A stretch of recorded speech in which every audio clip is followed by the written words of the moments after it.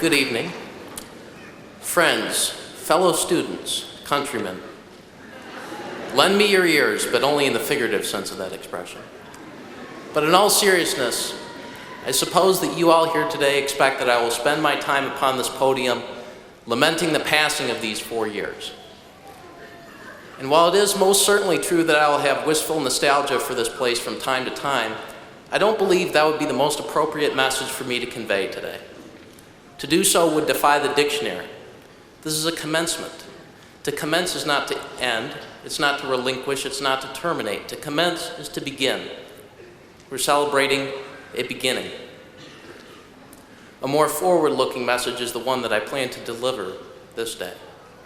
And as for its length, for I've been told in the ballroom that there are some of you out there concerned that I would drone on for quite some time, I can assure you it'll be a short message because, as Thomas Jefferson once said, speeches that are measured by the hour will die with the hour.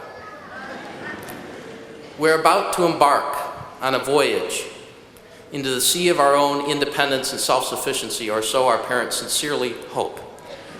And on that voyage, we must chart a course ahead of time and stay dutiful to our plans because, as Yogi Berra once said, if you don't know where you're going, you'll end up someplace else.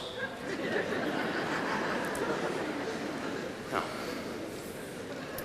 over the course of the next 4 years, we're going to encounter hardships, and that is to be expected. But fortunately for us, we know where we're bound as a graduating class and as a generation overall. In the coming months, decades, teachers will become bosses. Good grades and awards will become promotions or bonuses if your boss isn't cheap enough. And suspensions or detentions will become terminations of employment, unfortunately. Our generation will have to face such imposing issues as the mounting national debt, a world in constant conflict, and the reordering of our economy. But the bulk of our lives won't be spent thinking about these things, and we know that. The bulk of it will be spent thinking upon the affair of our own survival and prosperity. To this end, we will prevail because of the wisdom instilled in us by, first and foremost, our parents, and also by Roseville High School. We will be in agreement with the words of George Washington when he said, if we cannot find wisdom from experience, it is hard to say where it may be found.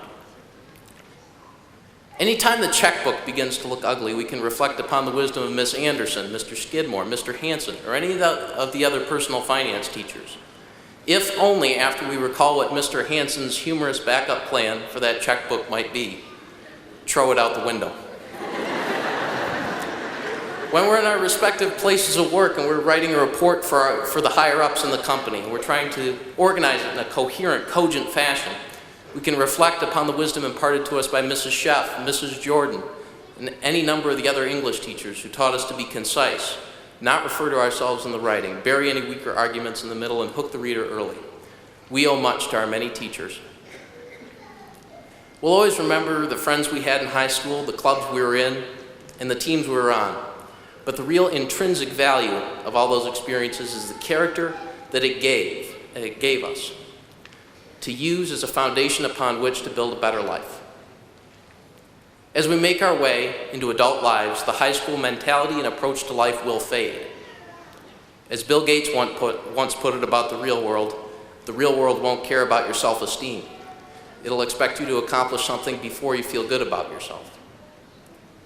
In this brave new world into which we are entering, there is much danger, but there is also much opportunity. This is no time for trepidation on our part. With high school behind us, we will all be able to accomplish something. So let's get to it.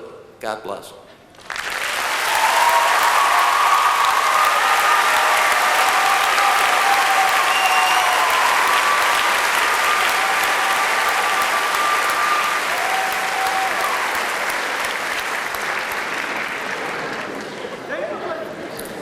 Nathan for president.